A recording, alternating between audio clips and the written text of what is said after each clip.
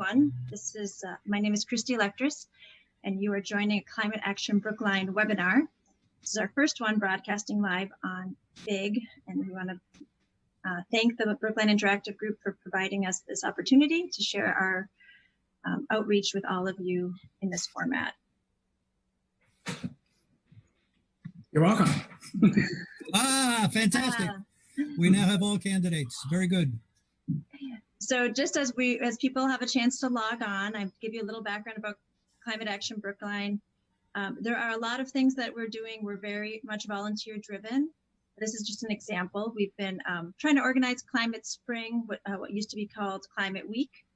Of course, during this unprecedented time of COVID-19, we haven't been able to do all the wonderful events that we had originally planned. But this is one of the events, and we're very excited that we could share it with all of you.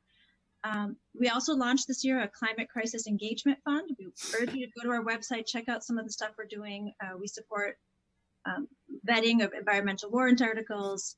If you're interested in town government, we're doing outreach at the Brookline Farmers Market, Brookline Day, and other events around town. We also have a green team, very active green teams organization that we do think about how the schools can integrate climate action both in education and in operations and more. And then we have a very strong interest in getting our town to cut carbon. And so one of those ways to do that is through the brooklinegreen.com or brooklineoptup.com. You can go there very easily. You're all on your computers. Those of you that are signed in through the Zoom webinar platform. And if you have your bill, you can easily opt up to 65% or 100% local renewable energy. We really urge you as taking that step to make the biggest impact for the least amount of work, especially while we're all at home. One more update is on Wednesday, this Wednesday at 7 p.m., we're having another webinar, so 2 in 1 week, which will be called Undeclared Emergency Addressing the Climate Crisis in Our Schools. And that's going to be a conversation with the Brookline High School teacher and the 2019-2020 Brookline High School Innovation Fund Fellow, Roger Brandy. It will be live streamed just as this one through the Brookline Interactive Group's channels. And you can also register to get a webinar link.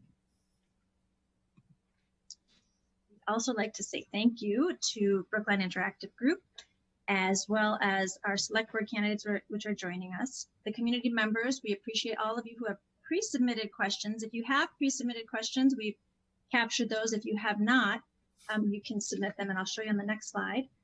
But I really want to give a shout out to our CAB volunteers, David Klaffner, who is helping us in the background, as well as Rebecca Salguero, Pat Maher, and of course, everyone else on our team that's been involved in planning this and getting the word out, such as Susan Martin.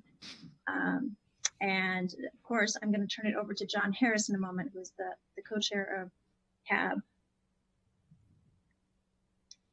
So now here, we're about to turn it over to the forum itself. Again, if you are watching this on television, that means that you are watching it, but you can't ask questions. If you'd like to ask questions, you can sign up to your Facebook, the live stream on Facebook or the live stream on YouTube that Brookline Interactive is hosting. Just go to brooklineinteractive.org/live and post a comment underneath either stream that you prefer. If you're on the webinar, Zoom webinar, you should post the questions in the Q&A box. So with that, I'm going to turn it over to John.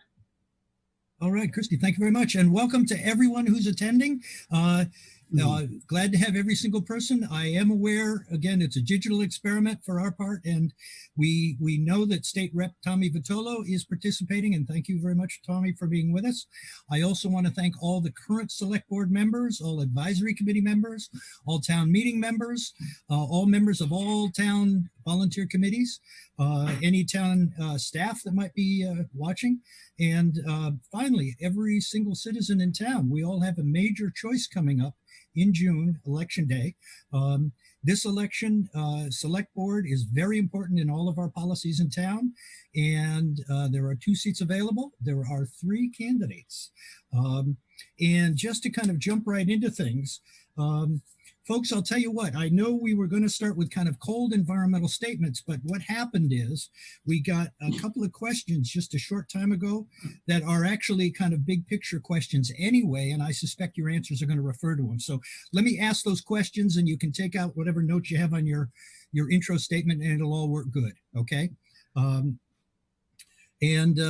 Pat, timekeeper, I'll tell you what, if we did say 3 minutes on each of these, because it might be a little more than we initially thought. It's a combination of 3 questions that are the big picture questions, but all closely related. Since we have to reduce carbon CO2 emissions in Brookline and everywhere to 0 by 2040, if not sooner, how would you propose and plan that we accomplish this major goal? What concrete actions would you propose for the next 5 years that would get us 1/4 of the way to 0? Related, your perspective on how we could implement Brookline's climate action plan. And then finally, more of the same. What can Brookline do to champion a new age of green transportation, buildings, and public health? How would you help Brookline become a model for the American green age? What are your top priorities? And again, top priorities super briefly, because we've got all kinds of technical questions, very specific questions coming up. And why don't we just start off the first round of questions with seniority, and that would give Heather, if you could go first. Up to 3 minutes, please. Okay. Boy, there's a lot to unpack there. So for those who don't know me, I currently serve on the select board for the town. My name is Heather Hamilton, and my background is actually in transportation policy. I have a master's in transportation policy and another master's in public administration. So I'm a little bit of a junkie when it comes to this particular set of policies. And I really believe in trying to move the needle. And we've discovered that transportation and energy are where it's at in terms of trying to shift the needle in big ways. And we're seeing that as a direct result of COVID. With everybody ceasing to drive, we're seeing numbers that we haven't seen for decades with regards to climate change. So as some people are aware, we had a very controversial scooter pilot program last summer. Some people think it was a success. Some people would like to never see those things back in our jurisdiction again. But I think what I was trying to accomplish was to prove that people are willing to take another mode and that we need to start planning for that. So I think we have a really unique opportunity in the next 3 to 5 years to really start to take back some of the street landscape and use it for alternative forms of transportation. And I include walking in that. I think we've seen how vital our sidewalks are for people to get where they need to go, and that we need more space on the roadway for users that are going faster than a normal stroll. So that is part of my vision. I have been part of the leadership on these particular issues on the select board as well as on town meeting with a number of warrant articles. There was a climate change warrant article last fall. I also co-sponsored the fossil fuel free ban on buildings. And I also teamed up with that petitioner on another warrant article that looked at trying to bring in more alternative fuel fleet vehicles to the town. We must be a leader on this issue, and I think I've demonstrated that I am capable of being it, and I have great plans for us. Heather, thank you. Next in seniority, John Van Scook, you'll tell us your background, something of your background. I know you've been involved in town issues for quite a long time. So again, 3 minutes, please. Thank you, John Harris, and thank you everyone for allowing the candidates this forum. I want to say a few things about COVID-19 and climate change, because I think it's been very interesting to listen to the responses of people. And so often you will hear the two discussed together. And I'll give you a few reasons why. I think one of the reasons is that we've come to appreciate that COVID-19 is a wake-up call in the same way that the climate crisis has been a wake-up call. And somebody I know very well, happens to be from Brookline, put it this way: the lesson behind both of those experiences is that the world is broken and we broke it. And that gives you the sense of urgency, that the same urgency that everyone is experiencing right now because of the COVID-19 crisis, I think is the urgency that should be as equal and just as sort of high in amplitude. But I think we need to take COVID-19 and use it to teach people that we haven't been acting fast enough on climate change. And one way of doing it is to draw the lesson from COVID-19 that you have to pay attention to science. It can be fatal if you don't. And that is true of climate change just as much as it is true of COVID-19. So full speed ahead. And the third thing I would say about the lesson of COVID-19 is it's going to take leadership. And leadership is something that fortunately Brookline has already exhibited. Article 21 a year ago is a perfect example, less than a year ago, is a perfect example of Brookline taking a position of leadership on climate change. And that leadership is spreading through the efforts of some of the folks in Brookline who were the backers of Article 21. The lesson is spreading to communities: Arlington, Concord, Lexington, you name it. Someone told me this morning as many as 20 communities are now following Brookline's lead in looking for ways that, thank you very much, 30 seconds, in looking for ways that just like Brookline, we can say no to further fossil fuel burning. And I'm going to just throw in one more note from a recent interview I heard on the radio. I thought it was fascinating. The author has written a book on the need to adopt a slower growth economy and to slow down everything we do. And he put it this way: all the fossil fuel burning that we have done hasn't made us happier. And I know it sounds corny maybe, but I think the message on climate change is going to be we owe it to ourselves and our happiness to break our addiction to fossil fuels. And I think we can do it. I'm not hearing you, John. Sorry. Somehow I got muted. I don't know how. You're back. Okay, thank you. And just a fresh new face for many folks in the political power structure, whatever, in Brookline. Eric Hyatt. 3 minutes, please.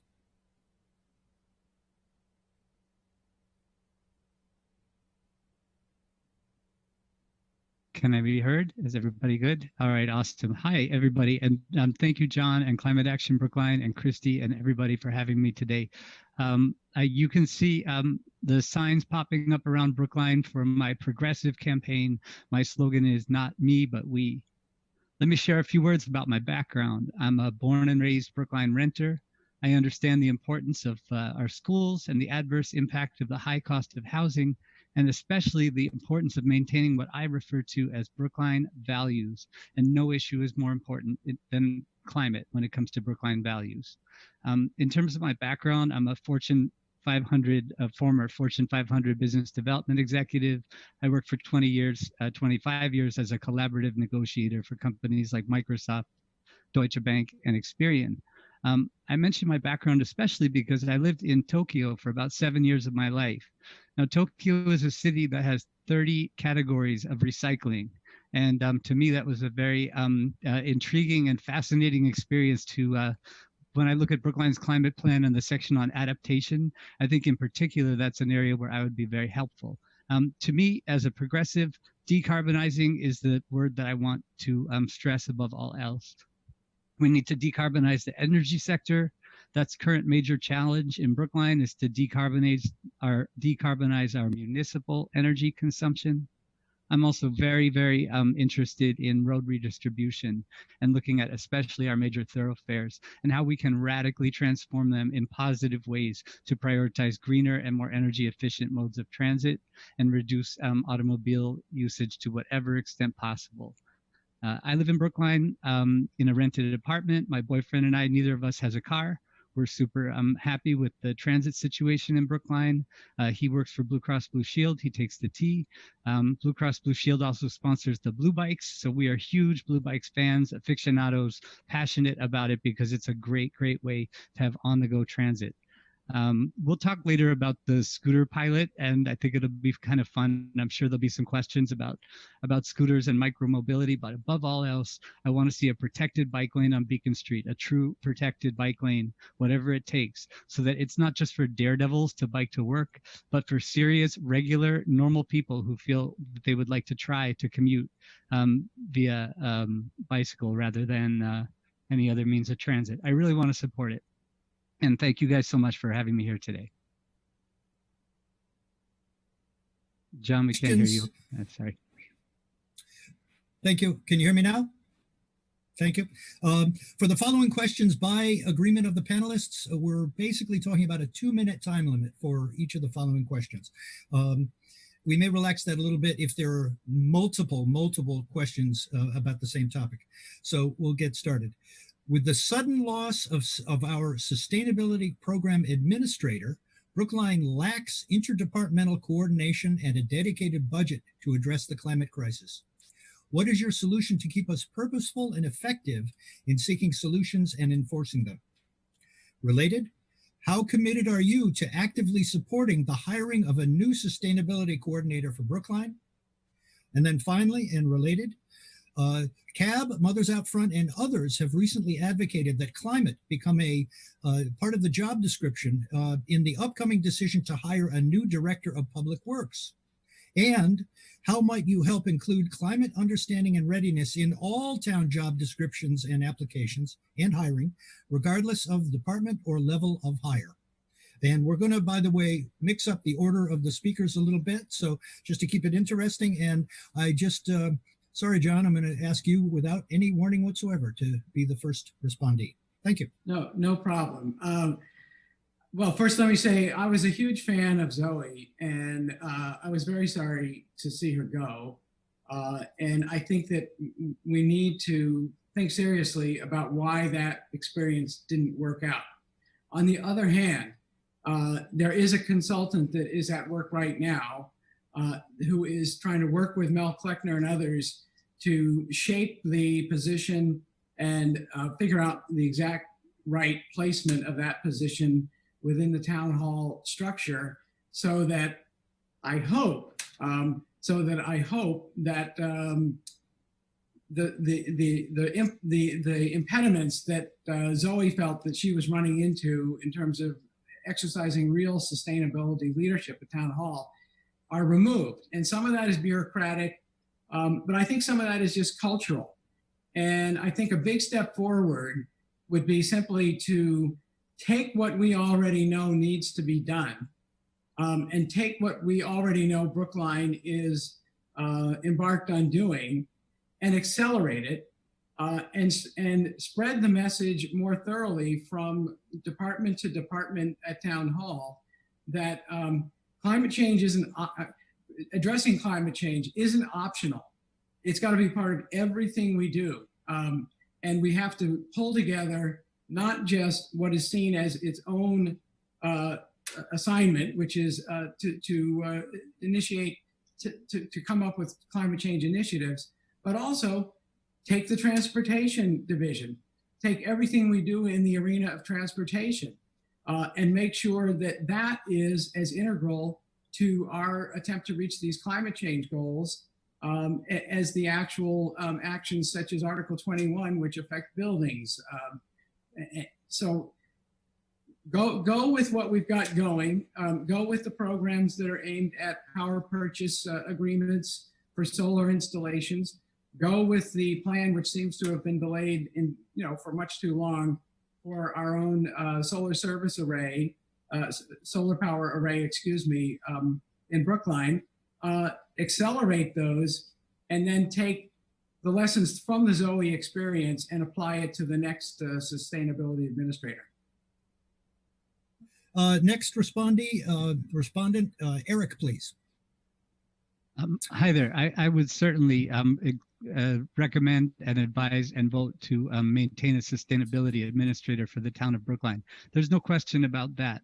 But more importantly, we need to really, really drive this idea of decarbonizing into everything that we do as a town. So it's not about just one department. It's not I want to come down heavy on public works or on the schools department or on the building department. This is a decision that we've made as a town that we are going to reduce and eliminate our use of carbon and of fossil fuels. And this is not something we're going to go back on. At the beginning of this session, John quoted a questioner asking about Brookline being a shining example to other communities, or I'm sorry for paraphrasing, but something along those lines. That has certainly been our role for a long, long time. I mean, I'm so proud that Brookline keeps making the news with decisions that we're making that have repercussions around the country. But there is more that the select board can do. And as a select board member, one thing I would definitely do is engage more directly with the state government. There are boards that we can be joining, statewide boards regarding building and energy and things that municipalities can and should be doing. So if we're going to call ourselves leaders, which I believe we already are, then there's a burden to leadership, and that means stepping up at the state level. I'm really happy that Representative Vitolo is on this call today because I admire his work on the Green Line and helping us, Brookline and other communities, stay more connected. Suddenly, Brookline and Summerville will have a lot more to say to each other. So I'm excited about those things. But I also want to be realistic that the select board has a role to lead, and its leadership can come not only townwide, but also at the state level. So yes to having a sustainability administrator, and yes to Brookline stepping up. Eric, thank you very much. A questioner has asked, what are the 2 seats available right now? And just to let folks know, Heather Hamilton is up for re-election this year. She's the incumbent and she's running again. That's one of the 2. The second seat is that current select board member Ben Franco has decided not to run for re-election, and that is the second seat. Let's see, next question. This has to do with solar electricity. I'm sorry? I haven't answered yet. Oh, Heather, I'm sorry. I'm getting way ahead. You're absolutely right. Go ahead. Sorry. I'll try to be brief so we can keep this rolling. I worked with Zoe. She was fantastic. It was a real loss to see her go. And I totally understand. I worked for a state agency, and when you're very passionate about something and you're within a bureaucracy, you can burn yourself out pretty easily.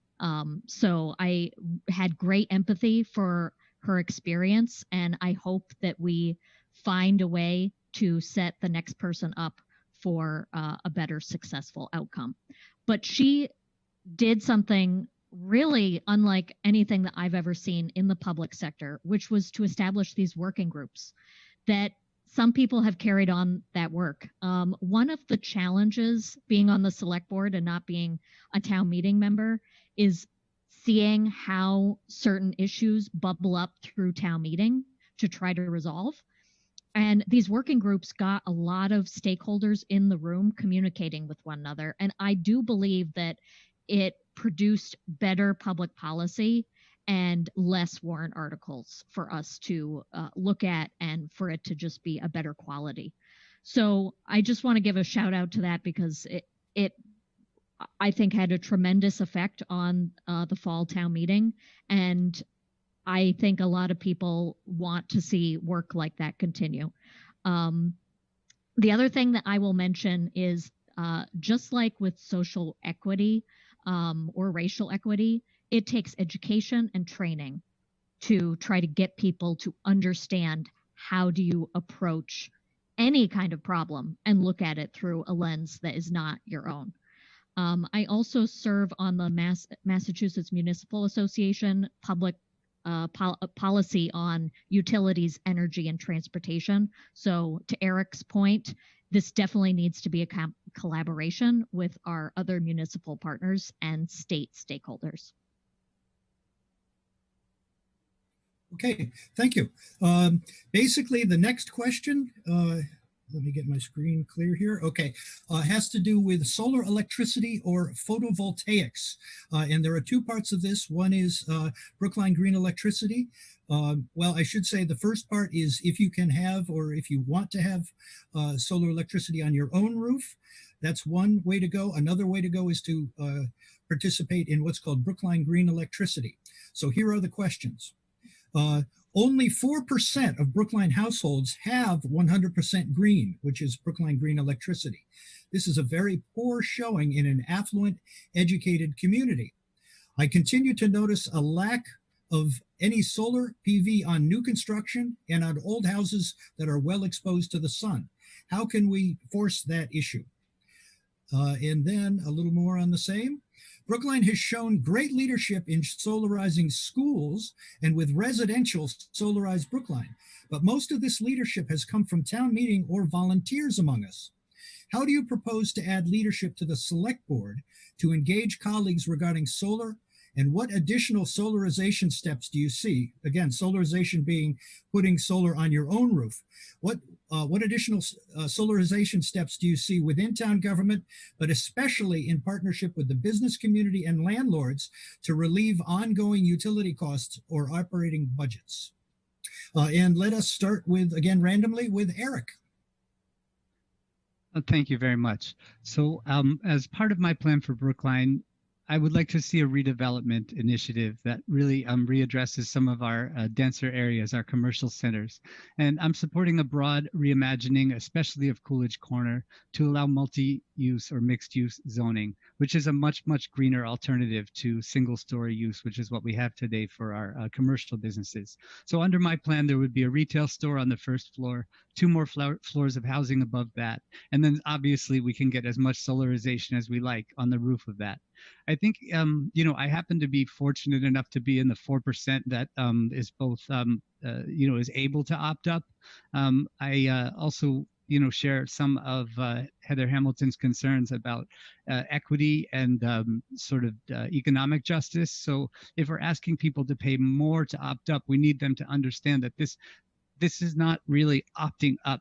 This is opting in to being part of the solution for climate. So, I mean, it's saying to people, we need to put it a lot better to our fellow taxpayers and those who own the buildings in our town. They're not all residents, but the people who are stakeholders in Brookline, and say, look, do you want to be part of the solution or do you not? Because if you don't, then you are seriously part of the problem. And at that point, we can take some action. I totally support solarization wherever it's possible. It is expensive and we're going to have to offer some rebates, some tax credits. The state has money for this. The federal government has money for this. I support a Green New Deal and I'd like to see Brookline's version of that. I'd like to see what we can do at a municipal level to solarize our town. All right. Thank you very much. Next respondent on this one, Heather, please. Just had to make sure I'm not on mute. So green electricity, the best we can do is try to advertise the program as much as possible.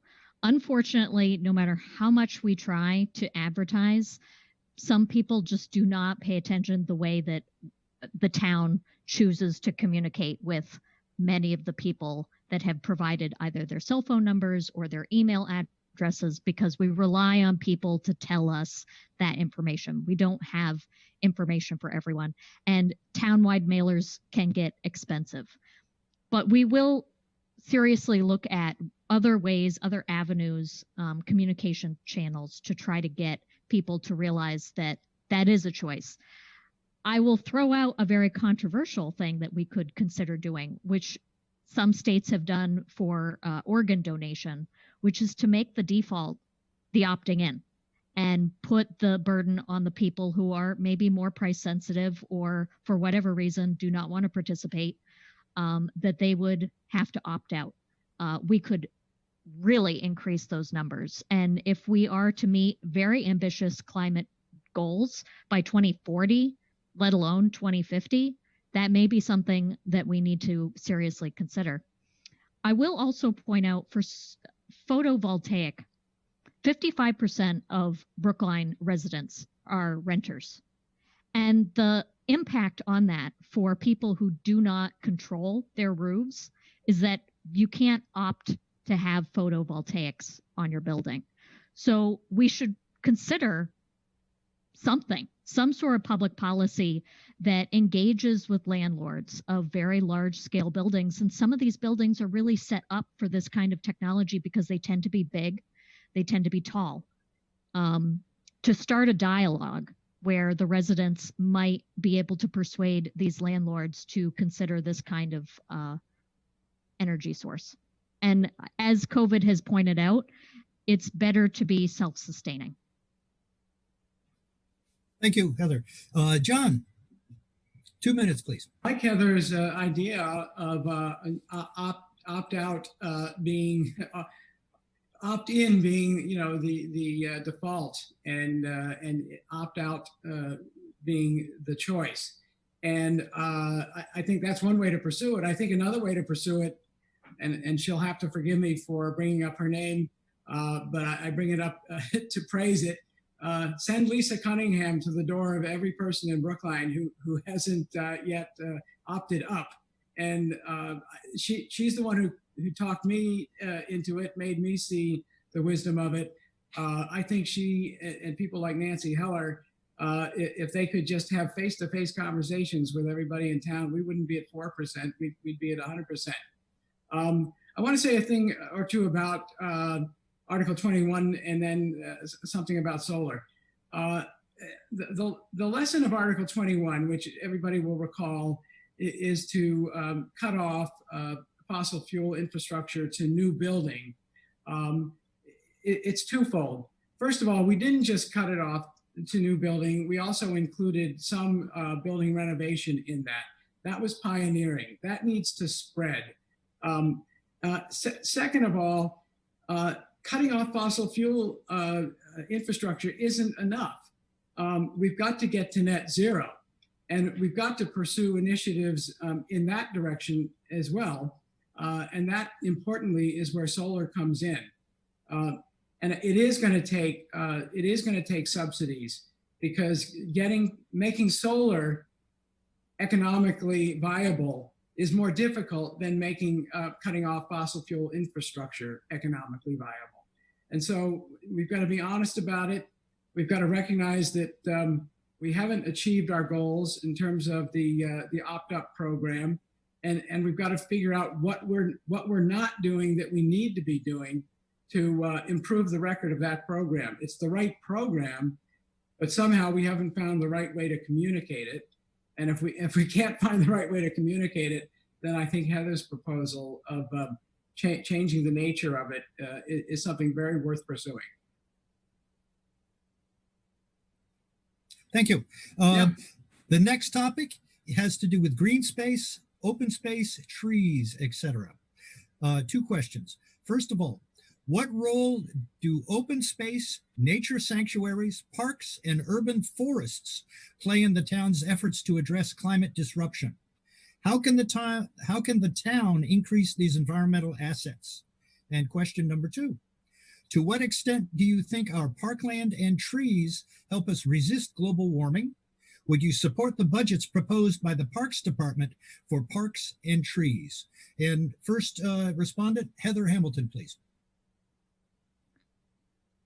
Oh, of course. I support anything Erin Galentine attaches her name to. We are very fortunate to have such a good staff within our Parks and Open Space division. They are always looking at not only best practices nationally, but also how to do it fiscally prudent. So I really appreciate all of her leadership on those issues. I think that it is a very important role that it plays in, to use Eric's term, decarbonization. We need to plant more of them. I know I actually physically feel a loss when I see an older, mature tree come down. We've seen a couple on Longwood Ave come down, and I'm sure other people feel the same way when they see these older, mature trees come down. Parks and open space, they're really like sacred cows in Brookline, and for good reason. I have been tasked with chairing a committee that originally was in response to David Lescoyer's warrant article on land banks. This is almost 2 years ago now. And one of the recommendations that you'll see shortly from the Land Bank Study Committee is to revisit the CPA, the Community Preservation Act, which would go before voters and ask them to approve a 1% tax that we would get matching funds. We get to draw from a pot of money that we're already putting money into that other communities like Newton, like Boston, have already passed, and they're able to leverage those funds to reinvest in not only open space and preservation, but also affordable housing. It's really a trifecta that is too good a proposition to pass up. Thank you. John Van Scoyoc, please. Loss of the canopy trees in Brookline is a tragedy, and it is ongoing. And we have one thing going for us, which is, since Erin Galentine has been mentioned, through her initiative, we are now embarking on a canopy tree survey in Brookline. And that's going to be extremely important to the effort to identify where we are losing canopy, identify, the opportunities for new growth canopy. But the most important thing that will do is move the issue of our canopy trees to the front. I hate to say front burner. That's not the good way to express it, but move it higher on our priorities. The other thing I think we have to ask is what's killing the canopy trees? And we have well-known situations, and Russet Road in South Brookline is one of them, where there is a strong suspicion that the loss of a number of, Regina Frawley knows better than anybody the number of trees. I think it is 19, 20 trees that have been lost just on Russet Road in recent years. And it all seems to be tied into the frequent odor of leaking gas. And the connection between leaking gas and harm to these canopy trees is pretty well established, and yet we haven't taken that connection and said it's unacceptable to allow any of this kind of gas leakage to continue and to continue to threaten the canopy tree legacy that we have in Brookline. That was it, John. Yeah, thank you. Thank you. Eric, 2 minutes, please. Thank you. I grew up on Mason Terrace, and in my childhood, we had a large number of elm trees on Mason Terrace. And then I remember it was a huge deal when I was about 6 or 7 years old. All the trees, all the elms in Brookline started to die due to a blight called Dutch elm. I remember there were boxes on the sides of the trees. We were literally trying to save them with fluid being put into it, but it was a catastrophic loss of trees. And that stood with me as something that must not happen again in Brookline, period. We have a lot of beautiful green space in Brookline, and I am interested very much in not just my own opinion, but everyone's opinion about things like the Putterham Golf Course. Is that green space? Does that count? It doesn't have a lot of trees, but it has some. It's used by migratory birds. It is certainly a green space in Brookline. I'm very interested. We own this municipal space that is green, that's a wetlands of sorts. Very interested in knowing others' opinion on this topic. And what was the last thing I wanted to mention was Newton Mayor Ruth Ann Fuller. She's my hero. She took 17 acres away from Boston College recently using eminent domain because BC wanted to develop a parcel of land, and she said, no, we need green space. She ran on a green space platform, and she's governed as a green space mayor. I feel I'm running on a green space platform, and if I'm elected, I'll be governing as a green space select board member. But we all need to talk together about what green space means, what that exactly means for Brookline. All right, thank you very much. So the next question has to do with transportation in its I think three separate questions related transportation, but I guess I'd call it transportation, the big picture. A number of questions are coming in having to do with specific modes of transportation. This is the big picture on transportation, just to be aware of that. Hang on. Yeah. Here it goes. Okay, given that 43% of Massachusetts carbon emissions are due to transportation, what can we do to decrease the number and length of car trips in Brookline and the greater Boston metro area? And also, how would you have Brookline identify, design, and install infrastructure and regulations to support low pollution modes of transportation? How do such things relate to individual health, physical access, affordability, and community economic vitality and fiscal sustainability? And let's see, how would you have these projects relate to ongoing and potential future public and private building projects? And finally, what would be your specific plans on overall transportation issues for the next 1 to 5, maybe perhaps 10 years? And let us start with going randomly here. Heather, if you don't mind going first. Okay. Whew. So I caught most of that. I was trying to furiously write down. But as far as trips, one of the things that intrigued me about the scooter pilot program was a study that I think was done in the Boston region that concluded that most trips here are 3 miles or less. And there is a lot of choice that can go into trips that are 3 miles or less. You don't need to use a single occupant vehicle that is designed for high speeds and impact. So I think what we'll need to do is, yes, in the short term, I think people are going to be very weary of using bus and other forms of transit. So bicycling needs to be something that we encourage. And the way we do that is to make people feel safe on those types of modes. And to also offer alternatives to just the 2-wheeled bicycle. My cousin has a disability and she will never be a licensed driver because of it. So she got herself an adult tricycle and she is able to go from her house to her job independently. So I think that will be a short-term solution. In the long-term solution, we really need to price things according to what they truly cost. And so we will definitely need to look at rideshare and single occupant vehicles as something that is not adequately attributed to the true costs that they are putting on all of us. The other thing that I'll say is the transit that we have in Boston was made almost over 100 years ago. And because it's a legacy system, it was developed for when people lived in different places. And that is not true today. And we can't necessarily build another green line to places like Roslindale, but we can try to figure out how to bridge these gaps with better bus. And I am looking at how do we take on-street parking away or take an active lane away for dedicated bus. Thank you. Eric.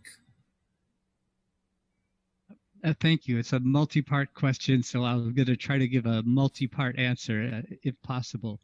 The number of trips needs to be reduced and replaced with a large variety of different modes of transit.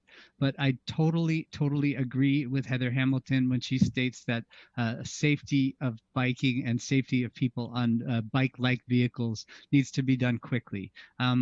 That said, we still do not have what I consider a safe way for anyone but the bravest bikers to commute through Brookline to work. Despite our best efforts, cars trying to park across a bike lane is not going to encourage daily type commuters. It encourages the bravest, strongest, and most maneuverable types of bike commuters, as compared to other cities like Madison, Wisconsin, which has a lovely network of protected bike trails. Pretty much anyone can get to work in a place like that. I know we can do better. Brookline, I live on Beacon Street. I look out at the bridle path. I was told this is like a cliche that everyone's talked about for years, but why? Why is it a cliche? It's time to bring it up and actually do it. which would mean creating a total redistribution of our road surface on Beacon, on Harvard, on Washington Street, on Longwood Ave. And to the extent that we can work with the state, I'd like to look at Route 9 as well and see what's possible. We don't have total control over that one the way we do over our other thoroughfares. Finally, I just want a town of Brookline solution, which was very simple, something I've been proposing in response to queries from South Brookline residents. I would implement an electric circulator bus from Putterham Circle to Coolidge Corner, Brookline Village, Washington Square, like that. Frequent service, 7 days a week. We cannot wait for the MBTA to do it for us. We need to be in control, and we need to take the initiative to build a municipal transit system to cover those 3-mile trips. I'd love it if no one in South Brookline had to drive if they wanted to go to Coolidge Corner. Thank you. Thank you. John. Yes. I want to start by first stating that I think we're incredibly fortunate in Brookline in that we already have some inspired leadership on the sustainable transportation front.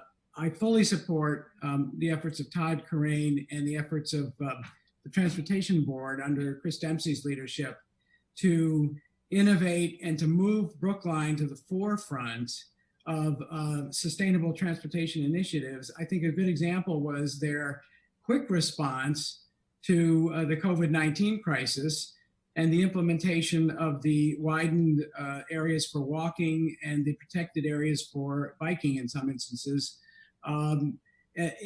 as a response to the fact that a lot of people were in need of space in areas where we normally had crowded sidewalks. Outside Trader Joe's is, an obvious example. And we could do something about it. And we did something about it. And I hope that that initiative actually doesn't end when the day comes that COVID-19 is behind us and we've gone back to our pre-COVID-19 existence. The key word, I think, in that initiative and in the initiatives that we need to take going forward is walking. Not walking to the exclusion of biking and cars, but walking as the beginning of the planning of sustainable transportation of the future. We have to face the reality that public transportation, which has seemingly always been in crisis, is in perhaps the worst crisis ever. Because people now fear it. There will not be an immediate return full scale to public transportation once we start to go back to our daily routines. If COVID-19 ever leaves, goes away from our lives, we're going to have to figure out new ways of tying people from the home to their work. We're going to have to find new ways of incorporating planning for walking to work and then biking to work as being part of how we do job creation and how we do residential urban planning in the future. And my time is up, but that's what I'll say for the limited 2 minutes. Thank you, John. And I'll tell you, I think what I'll do from now on, so it's not quite such a shock for the speakers, I'll tell you first the order of the three of you on a question, okay? So I think that would be more merciful. So the next question, the order we'll do is Eric, and then John, and then Heather. And it's further on the transportation question, having to do in particular with bicycles. First, how would you address the need for Brookline to catch up with its neighbors in providing safer bicycle routes within the town? Related to that, how to encourage more people to ride their bikes when our roads are in such poor condition? And then finally, the issue of actually not finally, but next, the issue of bike accidents. More people might choose to ride a bike instead of driving a motor vehicle if the streets were more complete. The Brookline Police Department reported significant crash data in their annual report for 2019. 1,270 reported crashes, of which 47 were motor vehicle versus bike, 17 motor vehicle versus bike with injury, 52 motor vehicle versus pedestrian, and 36 motor vehicle versus pedestrian with injury. What trade-off should the town make to bring these numbers close to zero? let's see. And here, related to that, how well do you think Brookline's streets and development patterns support bicycling to do errands and go to school or work? What changes in regulations and infrastructure affecting Brookline streets and development patterns would you like to see made? And again, 2 minutes. And Eric, if we could start with you, please. Well, it's interesting when John mentioned the list of statistics just now about accidents, the common theme in all of them was motor vehicle. In every one of those cases, it was a motor vehicle versus a pedestrian, a motor vehicle versus a bike, a motor vehicle versus a scooter, etc. So, I mean, I definitely have to say that motor vehicles are the problem. They have their uses. Certain people need them. I'm not denying that there are people in Brookline who absolutely have to have a car. And our town government as well needs motor vehicles for all kinds of things. But in order to reduce these deaths, which are unacceptable to me, we need a true protected bike lane system through Brookline. This will improve transit times. It will reduce demand on public transit. It will reduce car traffic. So in terms of commuting around Brookline, I've said it before and I'll say it again, road redistribution, fully protected, I mean really protected bike lanes, not a pole that disappears in the wintertime, not a pole that people run over and stays flattened into the ground. I mean something that people cannot drive through or across at all. That's what I talk about when I mean protected. I mean truly safe. So that's the first and foremost priority. The other thing is for people not using the major thoroughfares, just trying to get around Brookline, we also need a greater awareness and sort of better signage, better understanding of the sharing of the roads, even for smaller roads and in smaller neighborhoods. I'm really looking forward to when we get a question about the scooter pilot, because, that was a very flawed test, but it gave us a lot of actionable data. And in every case, if we ever do allow rental scooters again, I would insist that they be in a protected bike lane scenario, so they not be mixing with other forms of transit.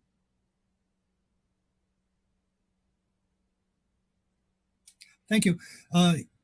Honestly, I'm a little mixed up on where we at. Have all three of you had a chance on that last question? So next it would be Heather then. Thank you. I thought John was next, but I can certainly Have I go. mixed up my cards? If I said John earlier, then John next, please. Is that okay, Heather? Yeah, I'll go next. So a couple of things. I am an avid bicyclist. I've experienced the hazards of biking in Brookline. And when I heard you tick off those very sad statistics, a couple of things occurred to me, because someone who might even be participating in this call, Len Woolley, was talking to me about those numbers just recently. And what shocked me about it was that, as I understand it, Len took the initiative to get the police to report those on an annual basis.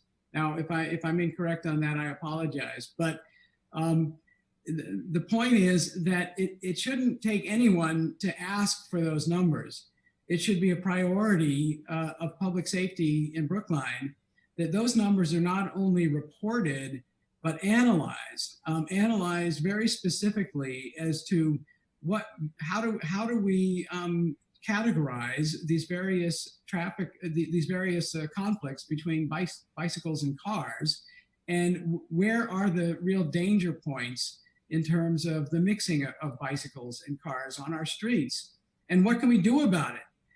One of the things I said to Len is, frankly, I don't think sharrows are safe. Every time I have to ride my bike in a sharrow, I feel like I'm putting my life on the line. And if for starters, if we could look at the proposition that wherever we have to resort to sharrows in order for bikes to access the streets, we ought to seriously consider implementing protected bike lanes, and we got to figure out how to do it. And the other thing I mentioned in this conversation was Boston, unfortunately, seems to have leapfrogged us on a couple of initiatives, and one of them is the bike-specific signaling at intersections. And I think we need to take a serious look at whether there could be opportunities for bicycle-specific signaling at some of our intersections to make it some of the major crossroads to make it safer for bicyclists to use those crossroads. I think my time is up. Next, Heather, please. So I just want to describe something that is a little wonky, so forgive me. There's this thing called Vision Zero, which is trying to change the mindset of transportation designers, like highway engineers, to instead of focusing on the efficient, meaning speed and time, movement of people and goods, to the safest, like bringing those numbers down to zero. And it is a completely different mindset. I think we're seeing pockets across the country doing it very, very well and showing that it is not tied to as much dollars as a lot of people try to claim. But it takes time, and you really have to get buy-in from many stakeholders so that you can allocate those resources to do that. I'll also point out that there are many things that we have in existence today that we didn't have. Electric bike technology has come quite far for longer trips. So I think that that is part of the solution. I also think that we really need to start appropriately pricing parking. It is costing us a lot in terms of opportunity cost. With somebody parked in that space, you are preventing us from giving that space to other users. So we need to really start to have conversations about whether or not that is adequate. And we're going to see a lot of transportation demand just be all over the place for the next 1 to 2 years. And now is the time to try to experiment with taking back some of the roadway capacity. It's always been the argument that there is too much demand for cars to use the travel lane or parking. So you can't have a conversation about taking that away. And I just don't think that that holds true anymore. Thank you. The order of the next question is going to be John, Heather, and then Eric. And it also is a transportation question. It has to do with electric vehicles. For those who need a car where the micro modes or public transportation or whatever, or walking just won't work, I think we would probably all agree, I hope we would all agree, that electric vehicles are the way to go, electric cars and trucks. So there are, I think it's 4 questions having to do with this, with electric vehicles. Electric vehicle sales are stymied by lack of recharging capability. We need more charging stations in town. The town has actually led by installing free car charging stations, free except for the parking fee in town parking lots. Thank you. What next? We need more charging stations. What else can we do to entice citizens to invest in electric vehicles? And related to that, will you support Brookline providing information to homeowners so they can install EV recharging on their side of the house or in their parking lot? And then let's see, how to incentivize hybrid and electric vehicles in town, including interesting hybrid or electric Ubers and Lyfts. And then finally, regarding town purchases. EVs are now available in an awful lot of shapes and sizes, including trucks, vans, and SUVs. Would you push for Brookline to limit future town vehicle purchases to EVs, for example, police cars, because the questioner thinks that police cars turn over every 2 to 3 years? So again, EVs in particular. And the first respondent, please, John Van Scoyoc. Oh, Eric and Heather feel about these multi-part questions, but man, my head is spinning. So we'll do our best. Let me talk first just about personal experience, because I think it's relevant here. Jesse Gray, terrific advocate for EVs, did a great job of educating town meeting members a year ago. And he did it in the most direct and simple way possible. He pulled up in front of the house, in my case, in a Chevy Bolt. And as it happens, town meeting member Harry Friedman, who might be on the list of town meeting members that we would expect to enthusiastically want to test drive an EV. He might be somewhere near the bottom, but he and I took a spin along with Jesse in the back seat in this Chevy Bolt. It's a technology that really, really works. I mean, I don't know why. I think I know why people have not adopted it more universally. And I'll just, again, cite my own personal case. I've been, thinking about an EV for years. I have priced, the Leaf. I thought for a time about the Bolt. It's scary to contemplate that you're going to end up owning a vehicle that has become abandoned by the manufacturer. And we don't seem to have reached, until we reach critical mass, I don't think we are going to see widespread adoption of EVs. And I think one way of getting to critical mass is we've got to really ramp up the subsidy programs, both for the vehicles, but also for the home charging stations, because without home charging, it's just never going to really catch on. So I hope that we can do both of those things, and I hope that the future will include more rides with Jesse and others in EVs. And thank you. My time's up. Thank you. Heather. So there are a couple of things.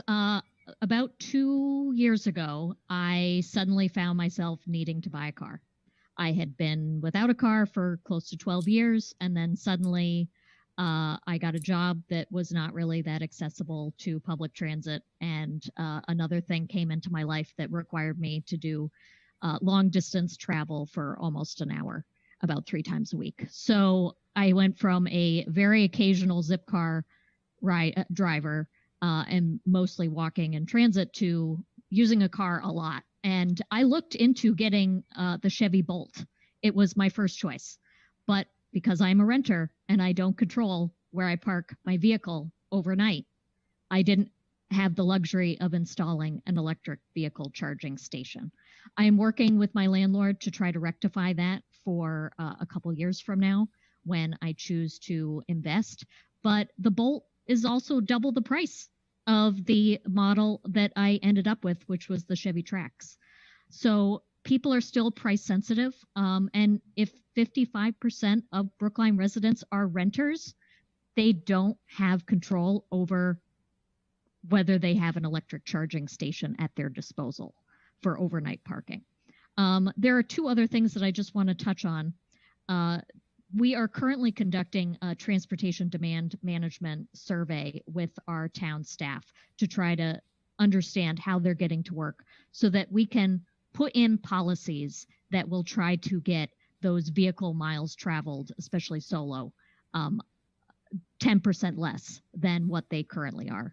And then as far as the town fleet, I was a co-petitioner with Jesse Gray on that warrant article because in a former life, I was the fleet administrator for the Massachusetts Department of Transportation, where we got our alternative fuel vehicle numbers up to about 26%. And that for a fleet of 5,000 vehicles, I was pretty happy with that. That being said, you can only purchase what is available under contract.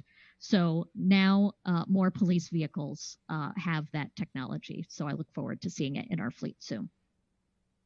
Thank you. Eric. So I believe that energy efficiency and electric vehicles have to improve the lives of our diverse residents, like senior citizens, low-income workers, working families, people with disabilities. So for me, this is both an equity issue and a climate issue. They're fully intertwined.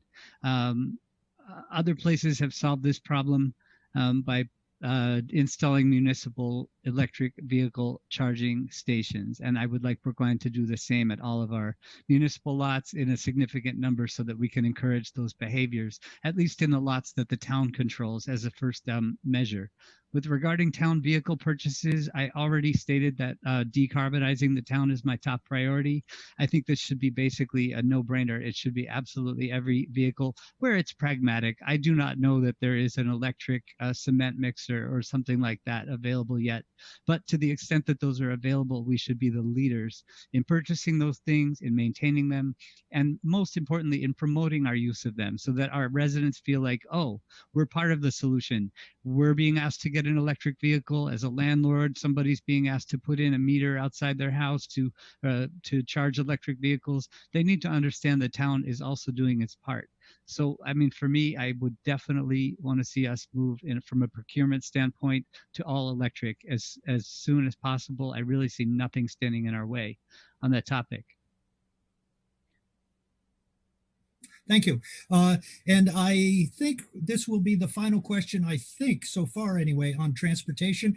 And let me just say, the person who asked about transportation related to COVID-19, we're getting some other questions on COVID-19. We'll do those together later on. But this is a question, actually the order for this question, Heather, Eric, and then John, and it has to do with bikes and micromobility. It's earlier been mentioned by Heather that a huge percentage, it's about half of the auto trips in Greater Boston are 3 miles or less.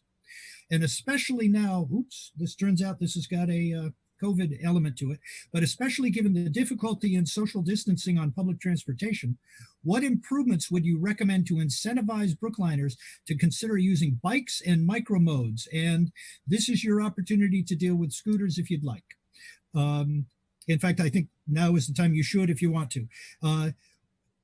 What improvements would you recommend to incentivize Brookliners to consider using bikes, scooters, micromodes for those trips that are just a little too far or would take too long to walk? What role do you see micromobility playing in Brookline's near-term transportation future? And again, first respondent, Heather, please. Sure, thank you.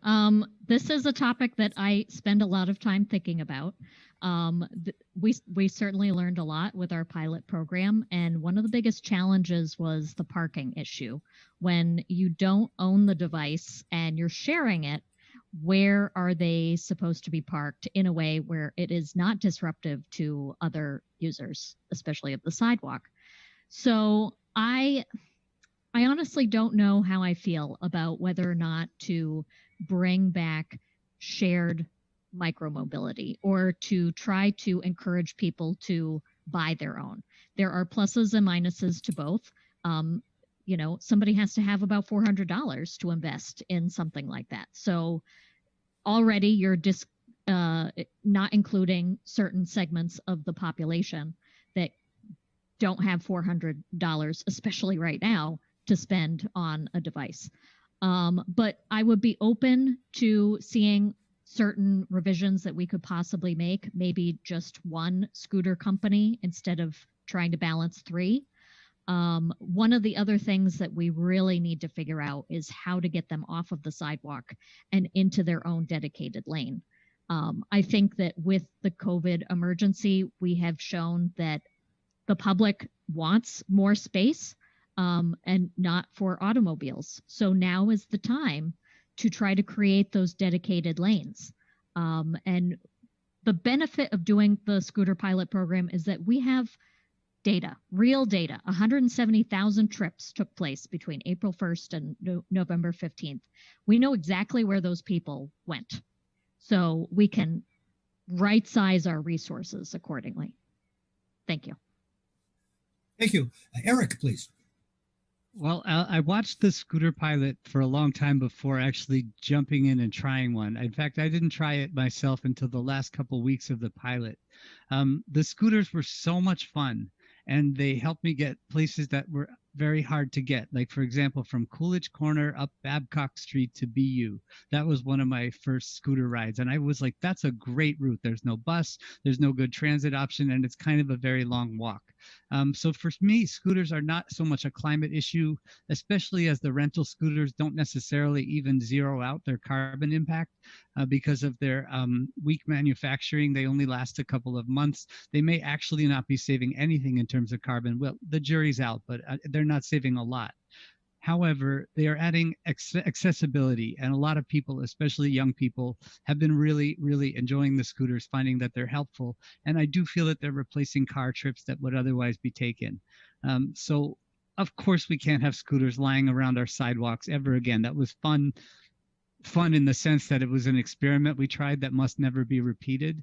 But if we do bring back rental scooters, they must be corralled. We would take a parking space out of each block and make it a scooter corral. We can also do what they've done in Europe and pay private residents to take in the scooters, charge them themselves, and put them back outside. That's done frequently in European cities, and I don't see why we wouldn't implement that in Brookline. But under no circumstances can be scooters left sort of willy-nilly around the sidewalks, blocking the streets for pedestrians, etc.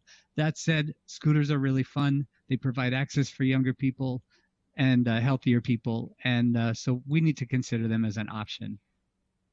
Thank you. John, please. Yeah, despite my 70+ years, I was one of those who tried a scooter and didn't just try it. I tried it and then used it again and then used it a third time, maybe a fourth time. I agree with Eric. They are fun. Maybe that was maybe that was a downside in the end. In retrospect, when we look back on that whole scooter experience, is that a lot of people were using them for the fun of it, and that's all well and good, but not when it puts fear in people. And I use that word advisedly. I know people who literally were afraid of the scooters because maybe they are a little bit on the elderly, a little bit on the infirm side. They're not as steady on their feet as they once were. And there was just too much of the zipping in and out, too much of the suddenly appearing out of nowhere.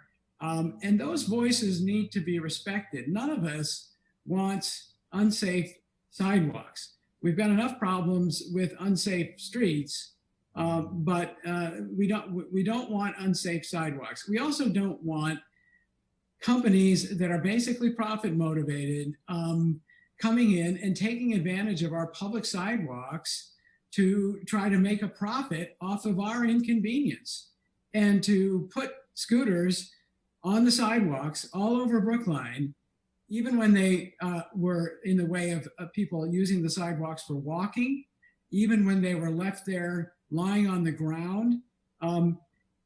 There's no reason why we should bow to the interest of a company as entrepreneurial as they were to make a profit off of that kind of a business. That's not a business that benefits the general public, and it's not a business that I think we should invite back. Thank you. Thank you. I do want to just, I'd probably apologize to people. Time is marching on, and I'm very aware of that. We have some other topics we haven't covered yet. There are some transportation questions that came in kind of just recently. We'll get to them if we have time. And any questions we don't have time for, I will give to the candidates, and they can, we'll figure out a way to get those answers out on those. But switching to buildings in town, and the order in this one would be Eric, John, and then Heather. Okay, and it is, again, unfortunately, a bunch of questions. So, but I'll just to be fair to the questioners, I'll read them, and then maybe we can simplify them. How should Brookline's housing and zoning policy be used to help decrease our region's per capita CO2 emissions? In that regard, we have programs such as Mass Save that will help homeowners increase their energy efficiency. But how do we make it easier for renters to do so and decrease their residential carbon burdens? In that regard, what regulatory impediments or incentives can we target to increase the number of households with energy efficient windows, solar panels, etc.? And last one on this, making sure that new construction is net zero is a strong first step, and that's Warrant Article 21 from last year. The second step is creating a policy for reducing emissions in the much larger numbers of existing structures. What is your plan for that? So buildings, and the first respondent, Eric, please. Thank you. I'm going to speak from personal experience for a moment. I live in a building with 26 units. an apartment building. I'm a renter. The building was constructed in 1896. And that's the same time that the Green Line was constructed. So people from my building are doing what they did in the 1890s. They leave their apartment, they go downstairs, they get on the Green Line, and they go to work in Boston. My fellow renters and I in our building have absolutely no leverage over our landlord to make any updates or improvements to this building in terms of making it energy efficient.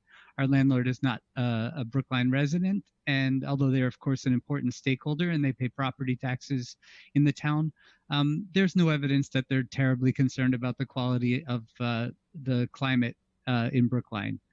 So the answer would be that we would have to take a tougher line and basically offer some both incentives and some penalties for not complying with them.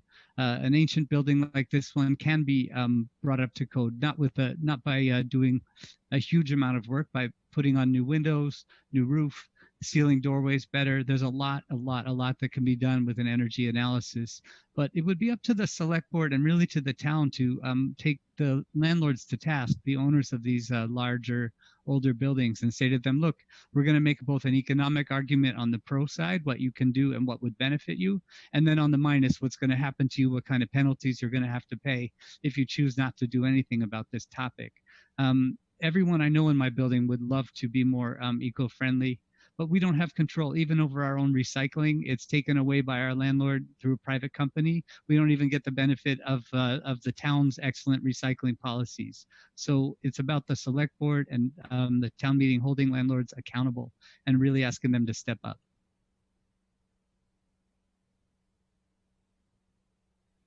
Thank you. Next person is John, please. On buildings. To this problem. Going back to Article 21, adopted by Brookline, not yet implemented because we're waiting for the Attorney General to weigh in. Once the Attorney General weighs in, hope and we presume and hope in favor, the Select Board is going to have to appoint a sustainability board to review applications for exemptions from Article 21. And Article 21 only covers 15, buildings are 15% of the carbon problem. And so new buildings is just a beginning of dealing with how buildings can come into play in this. There's something called the PACE program, which takes the idea behind Article 21, and it's at the state level, and it provides incentives for commercial buildings, and that's where renters come in, commercial buildings to be built that are fossil fuel free, or commercial buildings to convert. And I think we ought to be doing whatever we can to maximize that PACE opportunity for the owners of commercial properties in Brookline. And then there's a residential version of that sort of a program, which we also ought to be doing the maximum to make sure that as many people adopt that as can. But the bottom line of those programs is selling people on the urgency of the problem and letting them know that solving the problem 10 years from now isn't going to be good enough. The problem has got to be solved today. We're already falling further behind, not getting ahead of the problem. And so whether it's the PACE program or whether it's Article 21, which by the way is going to require a strong leadership from the Select Board to make sure that any challenges to Article 21 are vigorously defended, whatever the cost, by the town. But we have to give people a sense of the urgency of these programs and get behind them and help people to adopt them. Thank you. So the next topic area concerns the schools.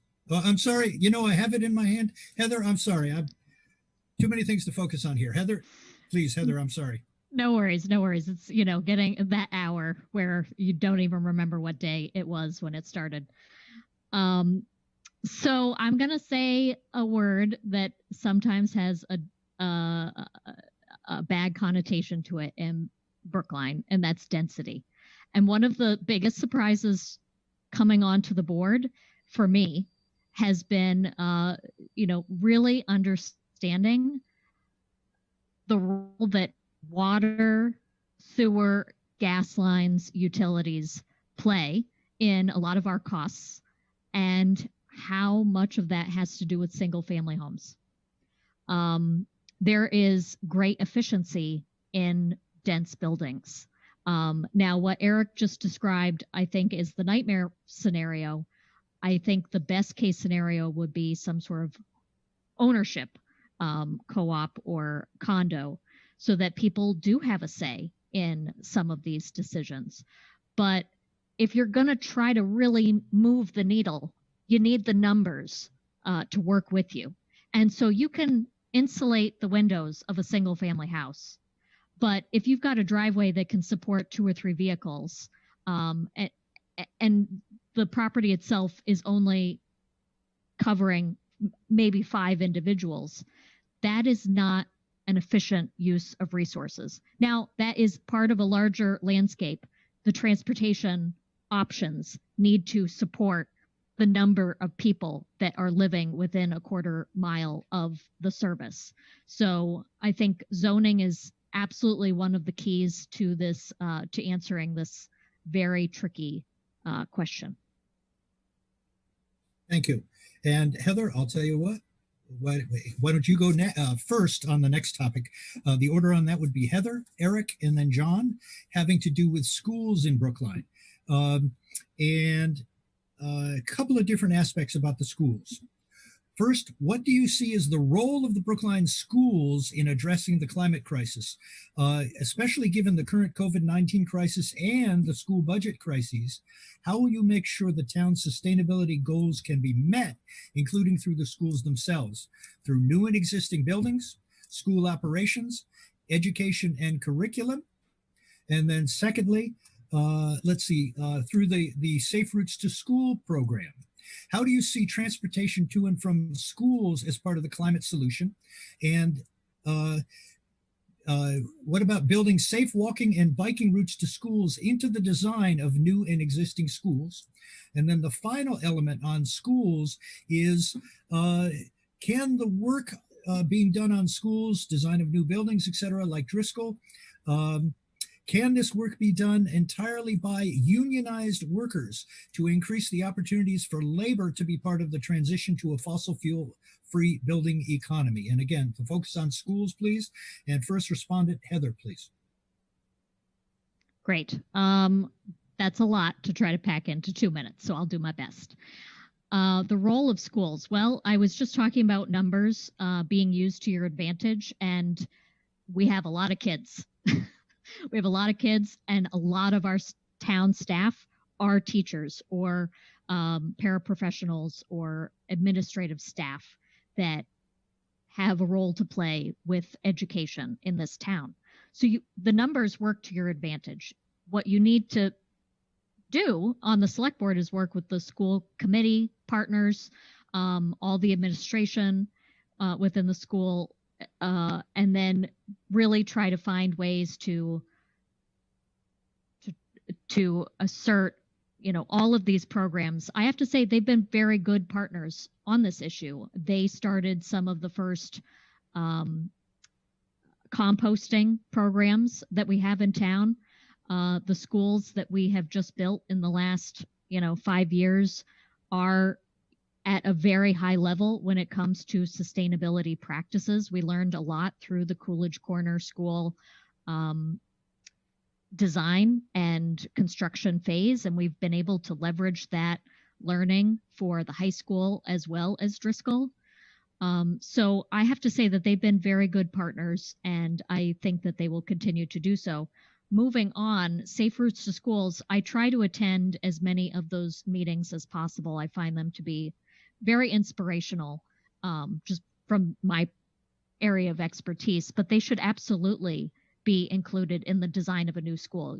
You can't discount how people get there, and to make sure that they get there safely. And that is an added benefit of having the school, in your neighborhood. is to make the neighborhood more consistent and safe. And then as far as Union, I will punt a little bit.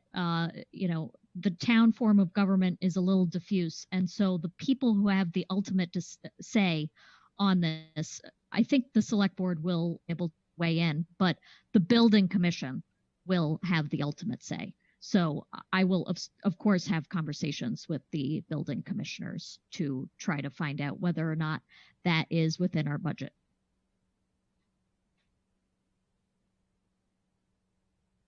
Thank you. Next, Eric, please. Thanks. I grew up here. I walked to Driscoll every day. I walked to Brookline High School every day. That was considered the normal way to get to school for most kids in North Brookline and for a medium-sized number of kids in South Brookline. And it bummed me out then, and it bums me out now that kids from South Brookline can't get to the high school in a really efficient and independent way, that they have to rely on school buses and things like that. So, one thing I would want to address right away is more options for kids from south of Route 9 to get to schools north of Route 9 that they need to attend. I also want to look to kids for the answer here. They have a hero, we all do, in 17-year-old Greta Thunberg, and she's definitely a world leader, and 17 years old, think about that. And so I expect the kids of Brookline, as they were in my day, to take the lead on this issue. Kids need to stand up for the climate in the construction of schools. I mean, the Florida Ruffin Ridley School is a good example. The school is well built, but it's not perfect. The new Driscoll school designs that I've seen look like they will be actually carbon zero. So as Heather said, we've learned a lot, but I want to push back and say that young people should also be involved in this project from the beginning. They have strong opinions for a good reason. They're growing up in a town with a good education system. Their parents tend to be highly educated. Let's ask our young people, what is the greenest way for you to get to school? What's missing? So this comes into curriculum. It comes into the role of the schools in the climate crisis. Can't just be parents and administrators. It also has to be school children. And I really want to hear from them. Thank you. Thank you. And the next respondent, John, please. So I want to tell you about a couple of practical things that we definitely could do, and we can do it right away. And drawing on the lessons of Article 21, I'm sorry if I sound like a broken record where Article 21 is concerned, but take the initiative behind Article 21, which is to say new building, no fossil fuel infrastructure, and take it to the Mass School Building Authority and say, why is our Mass School Building Authority not adopting the same standard for new schools? No new school construction unless they are without fossil fuel infrastructure. Take the same idea behind Article 21 and take it to the state level and our building code, and fight for incorporation of that standard in the building code. That would make a huge difference. It would apply not just to schools, but across the board. As far as walking to school is concerned, no one fought harder for walking to school than I did a year ago. And it is something you have to fight for every now and then. It's an idea that I've always thought of as being inherent in Brookline's neighborhood neighborhood-based school system. Unfortunately, a year ago, it was an idea that some people seem to have lost sight of. And I'm glad that we fought for it. I'm glad that Brookline seems to be relearning the virtues of walking, not just walking to school, but walking everywhere. I don't know about those who are participating in this. I suspect it's true of all of you. You're probably doing a lot more walking during this COVID-19 shutdown than you were before. And guess what? You're loving it. You're discovering it's great for your health. You're discovering it's terrific to be outdoors for that amount of time that it takes to walk 3 miles or walk 4 miles for exercise. And so people talk about going back to the way things were. One respect in which I hope we don't go back to the way things were is I hope we never forget how much we enjoyed walking, and then we do the things that we have to do, like the widening of sidewalks, not just on the walkways to school, but everywhere in town that we can. And then the walking to school becomes part of that. All right, thank you. A different topic altogether, composting. And the order, by the way, at this point, John, Heather, and then Eric. Composting. Would you support the town adding compost pickup to its contracted municipal services? How, especially given the way that the town budget process and other priorities in town, et cetera, work, how would you phase in such an expansion? And first, John, please. Dangerous territory here, and that is to confess that I am a backyard composter. And I don't mean that I use technology or have a drum. I mean that every fall I chop up my leaves, and the rest of the year round, periodically I take the stuff that is kept in a strainer in the kitchen sink. We never put compostables down the drain. I take them out to where the chopped up leaves are. I mix them up, and I hope for the best. I pray to the composting gods.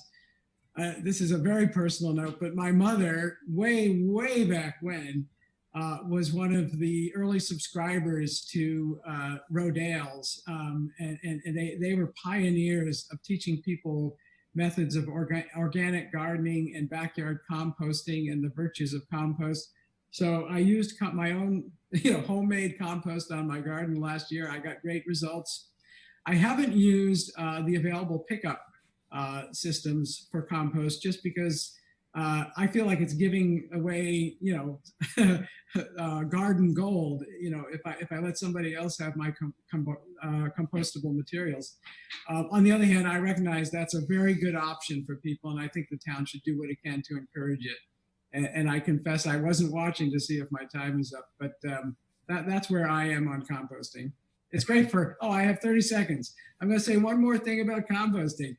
The birds and the squirrels and the wildlife, they absolutely love the backyard composter, the person who does that, because we have got more wildlife in our backyard than I ever imagined possible.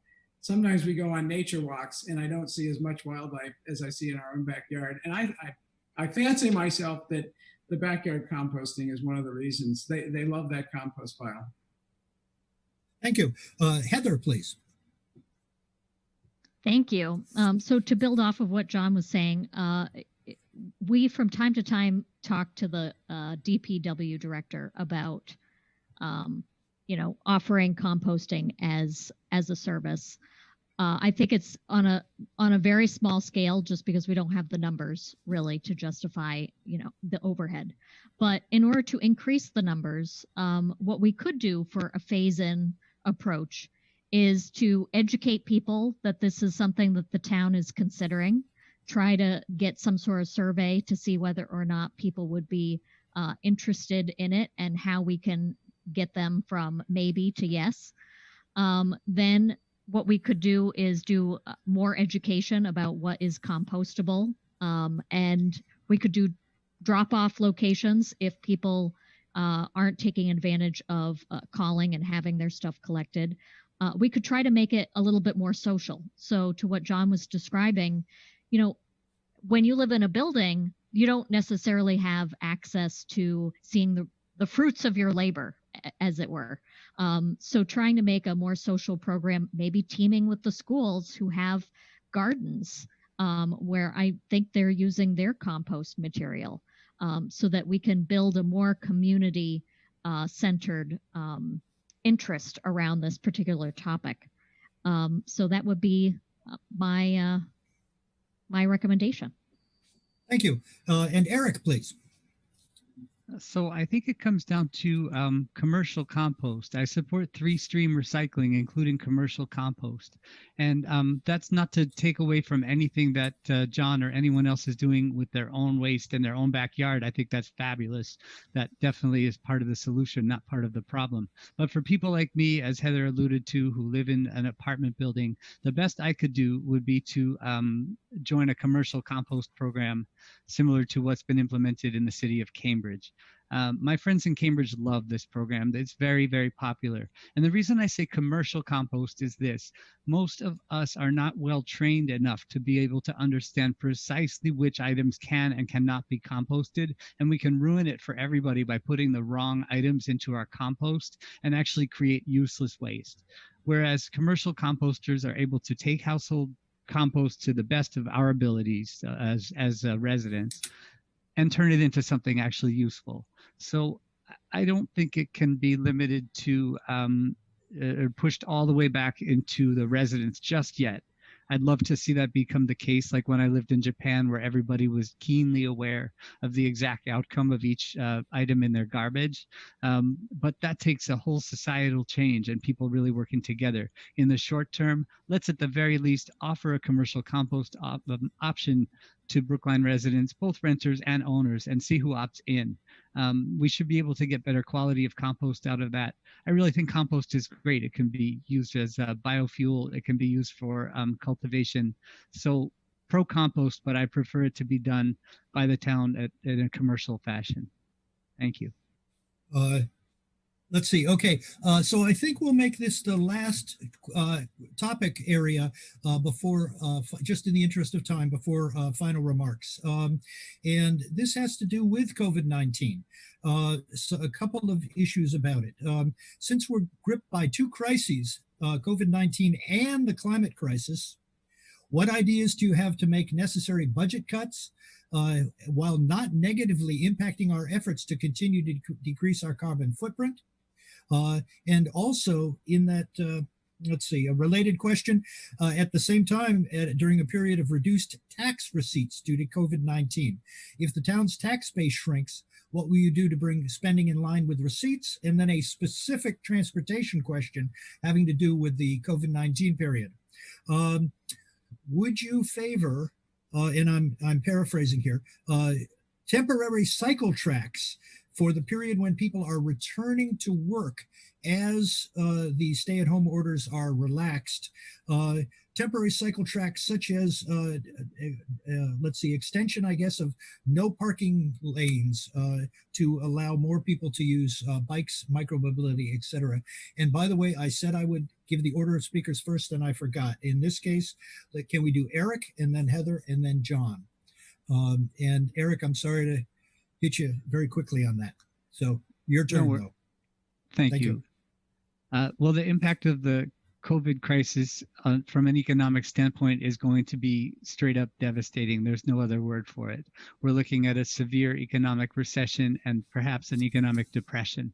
We're not talking about a mild change to our budget or a couple $1 million shortfall. We're talking about tens of millions of dollars of a budget shortfall. But I'm sorry, I cannot in any way relate that to the climate. I'm so sorry, but like the climate needs to come first. There's a hawk that's been making its way up and down Beacon Street for the past couple weeks, a red-shouldered hawk. I've enjoyed watching it eat some crows and miss some crows. Its favorite meal seems to be crows. Our nature has rebounded during the COVID crisis, which only underscores the inequalities built into our system and the cruciality of the climate as the issue.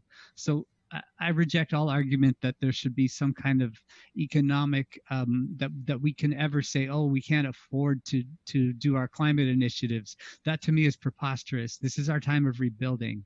COVID is going to slow things down for a while, which, as Heather said earlier, gives us a little bit of a chance to maybe try out one or two new things.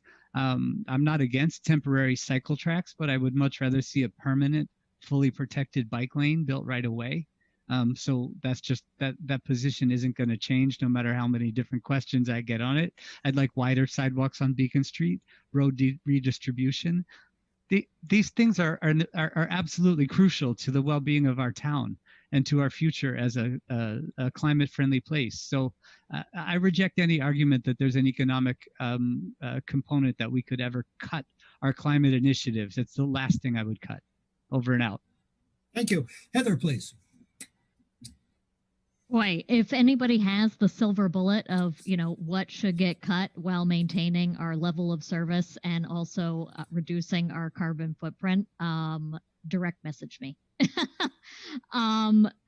It is going, this is where I think Brookline will excel because we have a lot of people at the table. So unlike with a city structure where you've got a mayor and a city council, and they can move pretty nimbly, we have town meeting. And so we're going to have an opportunity for 240 plus people to take a look at the budget and have some real conversations about what gets cut. The advantage is that a lot of things are decreased in demand right now. So just like demand for street parking and our roadways is down, a lot of demand is down for our traditional municipally provided services. So we're going to have a little grace period to try to figure out how much of that is temporary and how much of that is people relearned different behaviors going forward. Technology is our friend. It can make procedures more efficient and hopefully reduce some of the legacy systems that may not have been all that efficient and therefore expensive to maintain. So I hope that we continue to invest in technology to provide the same level of service to our residents in town. As far as temporary cycle tracks, I think this is exactly the time that we should do that. I've found that you get less opposition when you say that it's going to be a pilot or it's going to be temporary, because you can always undo it. It doesn't have the heavy burden of permanency. So let's do some temporary cycle tracks and see how that goes and collect some data and then make a plan to try to evaluate and try to make it better. Now is the time. Thank you. John, please. One of the things that came up in a conversation earlier today with, as it happens, with one of your own members, Climate Action Brookline's members, this person said, we didn't have a winter. And that's right. We really didn't have a winter this winter. And there are days when I feel like we're not having a spring this spring. Days when we're hearing snow mentioned in the forecast in May. The climate is telling us that there is a problem here. And in a very similar way, COVID-19 echoed that message and said, Earth and people of Earth, there is a problem here. And one of the things that needs to be observed, and I think once we observe it and get our hands around, our arms around it, it's going to help the effort on the climate front and on the COVID-19 front. That is the issue of equity. Look at what these two crises have in common.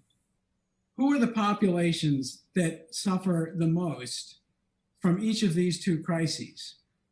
They are the vulnerable populations, the Earth's vulnerable populations. And so if you begin with a commitment to equity, and if you begin with a commitment to doing what is right for the most vulnerable, that leads you inevitably to, we've got to do something about climate change, and we've got to do something about COVID-19 and future pandemics. And one of the phrases that I thought sort of, you know, put a finger on it where COVID-19 was concerned was the problem with COVID-19 was our pre-existing condition. It was that we had left ourselves vulnerable to this by the way that we practice medicine, but also by the way that we don't plan. And so if we can learn how to take the lessons of COVID-19 and make the connection to climate and make the connection of both of those to the lesson to learn, to listen to science, respect science, respect equity, and I think we're going to make progress on both of those major, major challenges. All right, thank you. And I think we are now ready for closing statements, 2 minutes each. And the order on these in reverse of our opening statements, which would make it Eric, and then John, and then Heather. Eric, please. Well, thank you. It's been a pleasure to get to talk about these really important topics today. I consider climate change to be an existential crisis for the town of Brookline. And it's not a new crisis, unfortunately, but the solutions are new. Nature has rebounded during the COVID pandemic, which just underscores the cruelty of our society. The fact that those most affected by COVID are people with the worst air quality. That is the past, and we must not go back to it. We must learn the lessons from this pandemic and carry them forward into the future. So whether it's compost or recycling or broader, more bold initiatives like road redistribution and an emphasis on electric vehicles, Brookline needs to view these as inextricably linked. The COVID pandemic is linked to inequality. The climate crisis is linked to inequality. Economic inclusion in our town, that's how we get up our opt-in percentages, is we bring in people to Brookline, more new neighbors, more inclusion, more new voices in the town that want to opt up, that want to be part of the solution. We create a culture of this in our town that pervades our schools, our select board, our town meeting, everything. And we can't divorce ourselves or see ourselves as an island separate from our neighbors. Boston, Newton, Cambridge, our closest neighbors, need to be our closest friends in this initiative, which means we work with them. We work on a regional level, we work on a state level, and from a select board position, if I'm lucky enough to be elected, you can guarantee that climate will be considered in every decision that I make. That's all I have to say. Thank you. Thank you very much. John Van Scoyoc, please. Thank you, everyone, again, for this opportunity. And I hope I have not displayed too much ignorance on some of these issues. And the reason I say that is I'm the first to admit that I don't know as much as I need to know about all of these issues. And I'd be foolish to pretend that I know as much as some of you know about these issues.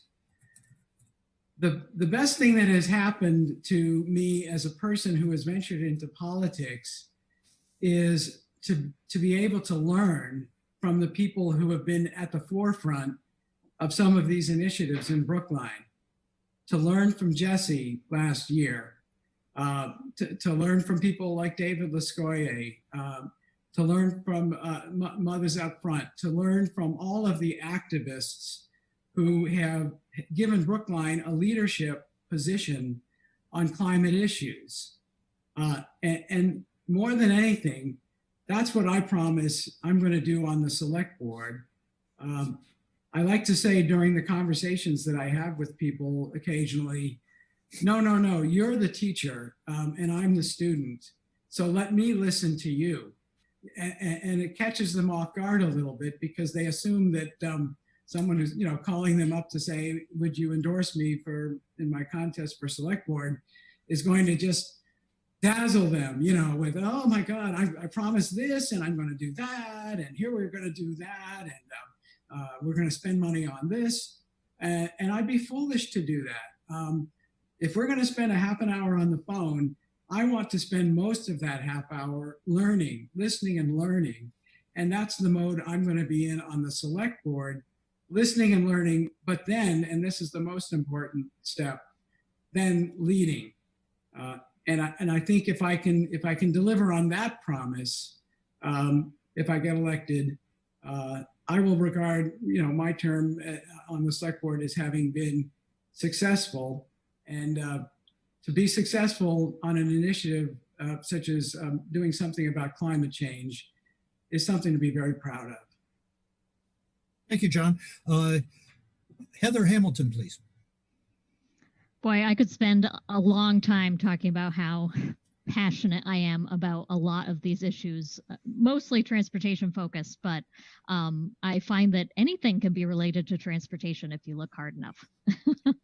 But I'm rather inspired by the story that John just recounted, and it inspired me to share kind of my own internal motivation for living in Brookline and serving on the select board.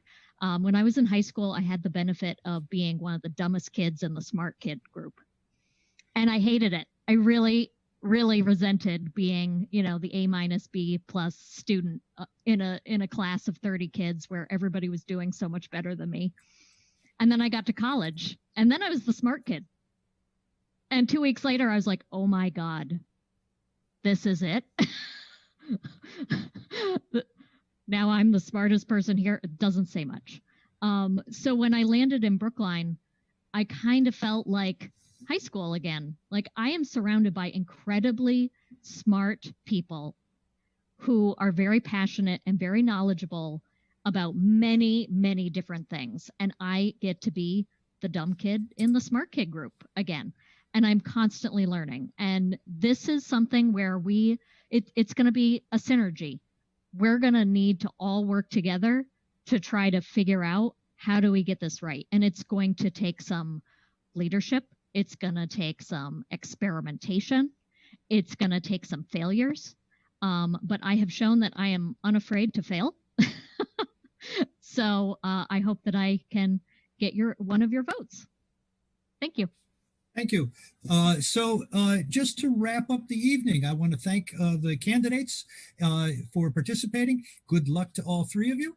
I definitely want to thank Ann Theis at Big, and I want to thank at Cab. I want to thank Christy Electris, Rebecca Salguero, and David Clafter, and Pat Maher. I want to tell everybody that the recording of this event is going to be posted on the Big website and the Big YouTube channel as soon as they can get that together. Tell everybody that this is our monthly CAB meeting. Climate Action Brookline meets on the second Monday of each month. And to be put on our mailing list, you sign up at climateactionbrookline.org. And then finally, and we'd love to have you, by the way. And then finally, I want to remind everybody of the special event that is happening this Wednesday, 2 days from today at 7 p.m. Roger Grandy, Brookline High School 2019-2020 Innovation Fund Fellow, is giving a talk, Undeclared Emergency, Addressing the Climate Crisis in Our Schools. So again, thank you very much.